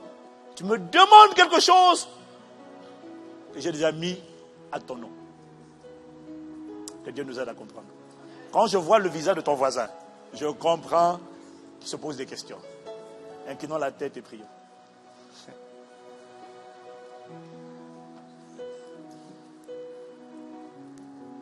Seigneur, plus que jamais, nous réalisons l'importance de l'assimilation des fondations. Beaucoup d'entre nous, nous avons sauté les fondations. Nous avons commencé par tout le reste, sauf la fondation. Et nous nous retrouvons en train de prier pour des choses qui ne sont pas des promesses, qui sont un héritage. Et donc, du coup, même nos prières ne sont pas ajustées, nos prières ne sont pas efficaces, parce que la confusion s'est introduite dans notre esprit. Nous te supplions, pardonne nos manquements. Pardonne, Seigneur, ces choses que nous n'avons pas comprises. Ne nous laisse pas ignorants. Ne nous laisse pas ignorer la vérité. Ne nous laisse pas être pris au piège par l'ennemi. Ne laisse pas nos promesses être, Seigneur, bloquées. Ne laisse pas notre héritage nous être dérobé. Nous sommes, c'est vrai, en Christ des héritiers. Mais ne nous laisse pas seulement être héritiers. Fais de nous des héritiers qui héritent et qui prennent possession de la vie que tu nous as réservée en Christ. La raison pour laquelle tu as donné ta vie, c'était pour que nous ayons la vie et que nous l'ayons en abondance dès maintenant dans cette vie et jusqu'à dans l'éternité. Nous te supplions, au carrefour de nos questions, de nos interrogations, de nos incompréhensions, de nos manquements, de tout ce que nous n'avons pas assimilé. Nous demandons que tu aies compassion de nous. Nous demandons que tu illumines les yeux de nos cœurs. Nous demandons que tu nous instruises. Nous demandons que tu nous délivres de l'ignorance. Oui, tu as dit mon peuple est détruit parce qu'il lui manque la connaissance. Ne nous laisse pas être détruits à cause du manque de connaissance. Instruis-nous, ramène-nous à la vérité de ta parole. Enivre-nous, magnifique présence de Dieu. Cher Saint-Esprit, enseigne-nous et ramène nos cœurs à Christ. Convainc-nous en ce qui concerne le péché, la justice et le jugement. Je te supplie, mon frère, ma soeur. Tu peux être à l'église, mais n'être pas en Christ. Si tu n'es pas en Christ, si tu n'as pas reçu Jésus dans ton cœur comme ton sauveur, ton Seigneur personnel, je te supplie. Paul dit, nous vous supplions au nom de Christ, soyez réconciliés avec Dieu. Quelle que soit la vanité de ce que tu peux posséder aujourd'hui, je t'en supplie, ne reste pas en Adam. Christ est mort pour te donner la vie, pour te ramener à Dieu le Père. Je t'en supplie. Fais le choix. Choisis Jésus. Choisis Christ. Choisis la vie qui dure pour l'éternité. Et choisis d'être un héritier qui hérite maintenant sur la terre et dont l'héritage dure jusque dans l'éternité. Quand je réalise ces choses, quand je vois comment le Saint-Esprit m'instruit et m'enseigne sur ces vérités, plus que jamais, j'ai envie d'être tellement reconnaissant. Je suis tellement reconnaissant de ce que tu m'as donné un héritage. Cet héritage est en Christ. Je suis tellement désormais reconnaissant de ce que ces bénédictions, tu les as positionnées dans la sphère spirituelle. Ainsi, elles peuvent commencer maintenant sur la terre, mais surtout durer pour la vie après ce monde. Il y a une autre vie qui vient. Merci de ce que non seulement tu as commencé, mais tu vas perpétuer cette belle œuvre. Oh, plus que jamais, donne-nous de t'aimer. Et donne-nous de te rendre, de te donner nos vies en retour comme expression de notre gratitude. Béni sois-tu pour la perfection de ton œuvre, pour ton amour qui a été manifesté, pour ta bonté qui a été exprimée. Béni sois-tu, tu as tout accompli. Et nous avons tout pleinement en Christ, qui est le chef de toute autorité et de toute domination. Parce que l'heure est avancée, je ne peux pas faire cet appel, mais je t'en supplie. Si tu n'as pas encore reçu Jésus-Christ dans ta vie, à la fin de ce service, viens ici devant. Tu vas voir le pasteur Jacques, les pasteurs sont devant ici. Je te supplie, nous allons prier avec toi si tu veux faire ce choix. Ce n'est pas une religion, je t'en supplie. Seigneur, merci encore pour ta parole. Merci pour ta bonté. Personnellement, lorsque j'entends ces choses, elles ont l'air simples, mais en fait, je sais qu'elles ne sont pas si simples que ça. Parce qu'elles nécessitent l'aide du Saint-Esprit pour être assimilées. Béni sois-tu. Fais asseoir ces paroles au plus profond de nous, jusqu'à ce que la parole soit faite chair et que la vie de Christ soit pleinement exprimée et manifestée en nous. À toi l'honneur, la gloire et la louange. Merci. Oh, combien je me sens reconnaissant et privilégié, non pas d'être pasteur, mais d'être en Christ. Béni soit le nom de celui qui fait cette œuvre, celui qui a commencé cette belle œuvre et qui la rendra parfaite. Dans le nom le plus beau, le nom le plus excellent, dans le nom de Jésus, le Christ. Nous t'avons ainsi prié, Père, avec action de grâce. Amen, amen, amen, amen, amen.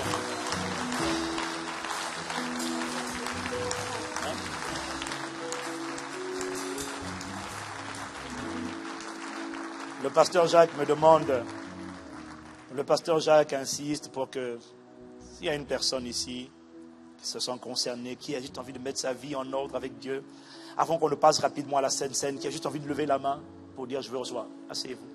Non, restez debout, comme vous voulez. Mais s'il y a juste quelqu'un qui a envie de lever la main, alors que nous baissons la tête, juste pour dire, moi je vais faire cette prière. Je veux être conduit dans cette prière. Je veux recevoir Christ dans ma vie. Je veux être en Christ. Je veux sortir de Adam. Je veux être en Christ. Y a-t-il quelqu'un qui a envie de lever la main? Tête baissée, tête inclinée, tête baissée. Y a-t-il une personne qui a envie de lever la main? Je vois différentes mains se lever. N'aie pas honte. Il a dit, si tu as honte de moi devant les hommes, j'aurai honte de toi devant mon Père qui est dans les cieux. Y a-t-il une personne sincèrement qui dit, je veux faire le bon choix? Oh, je veux sortir, quitter Adam. Ce n'est pas une histoire de religion. Je veux Christ. Je veux Christ. Lève la main bien haut. Et je vais demander à toute l'église de répéter cette parole avec moi, afin d'aider nos frères qui ont levé la main à prier. Dis avec moi rapidement, Seigneur Jésus, j'ai entendu ta parole.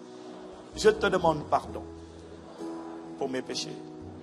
À partir d'aujourd'hui, je reconnais que sans toi, je suis mort. Sans toi, je n'ai pas la vie. Au nom de Jésus, j'accepte de revenir à la maison. J'accepte de croire en toi.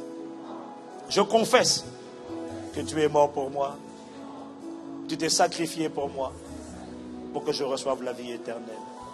À partir d'aujourd'hui, je t'invite, je te reçois comme mon sauveur et comme mon Seigneur. Sois le maître de ma vie. Construis-la, bâtis-la, dès maintenant jusque dans l'éternité. Merci. Par cette prière, je déclare et reconnais que je suis désormais enfant de Dieu. Merci pour le plus grand privilège que tu m'as accordé.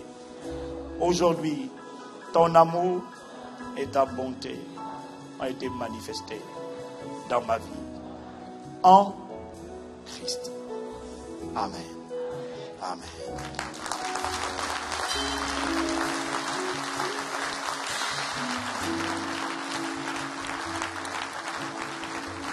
Vous qui avez levé la main pour la première fois, dès que ce service est fini, je vous en supplie, ne partez pas.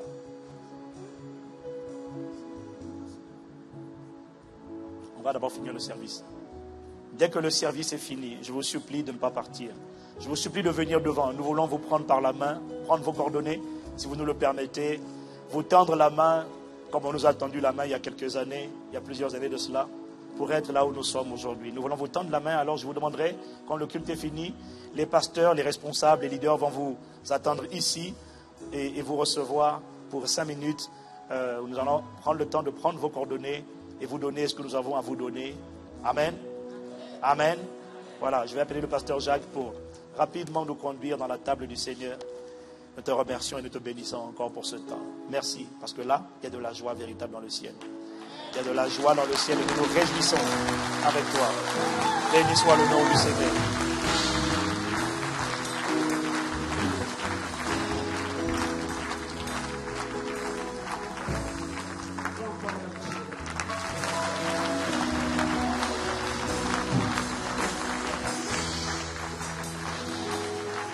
On va nous asseoir. On va passer un moment combien important. Merci Seigneur. Nous allons passer au repas du Seigneur. Je demanderai à tous ceux qui sont baptisés par immersion, ceux qui sont morts et ressuscités avec Christ, de s'élever. Baptême par immersion, plonger dans les eaux de baptême. Comme le Seigneur nous a rappelé aujourd'hui, de comprendre l'appartenance dans ce corps. Cette loi qui nous contrôlait, qui nous condamnait, qui a été dissoute. Et de la loi de l'esprit de vie